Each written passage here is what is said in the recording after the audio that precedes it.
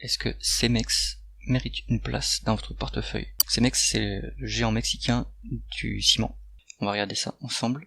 On commence par le cours. Donc, point bas, Covid, normal, toute l'activité est à l'arrêt. Et puis là, on revient sur un niveau médian sur les 10 dernières années. On va regarder l'évolution du chiffre d'affaires. Donc, on voit que c'est cyclique, soit sur les 3 dernières années où là il se passe quelque chose, la croissance ne fait qu'augmenter. Donc, est-ce qu'il y a des acquisitions? En tout cas, l'info n'est pas disponible sur Coifin.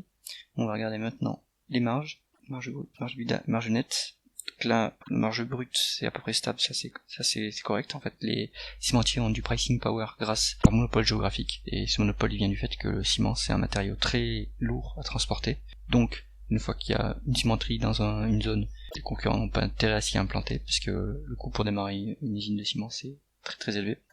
Maintenant, sur les l'EBITDA, c'est à peu près correct. Par contre, les marges nettes, c'est plutôt faible.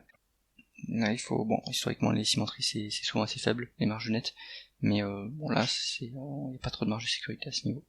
Est-ce que l'entreprise est endettée? On voit qu'elle se désendette en continu sur les dernières années, donc ça, c'est plutôt bon signe. Avec une dette nette qui a un tout petit peu plus de 2 fois les EBITDA, donc ça, c'est très correct.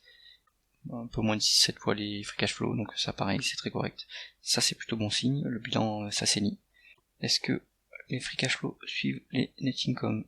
Bah là on voit qu'il y a une énorme différence entre les free cash flow et les net income, donc pour évaluer l'entreprise, il vaut mieux se baser sur les free cash flow à mon avis.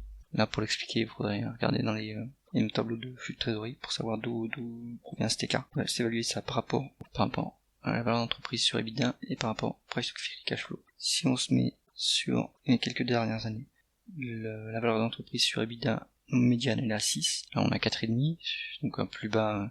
Pourtant, on voit que l'EBITDA pourtant est au plus haut historique. Donc, la valeur d'entreprise sur EBITDA, elle est assez basse. Là, ça pourrait indiquer qu'il y a peut-être une décote à rattraper, d'environ 30%. Et en price to free cash flow, pareil, il y a une décote de 30%, une médiane historique à 10, contre un price to free cash flow actuel à 7. Donc, pour moi, Cemex, ça se regarde, voir qu'on peut évoluer. On va avoir le niveau de dette, s'il continue à descendre, si la profitabilité s'améliore ou se maintient.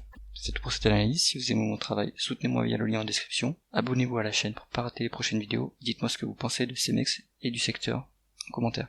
À bientôt.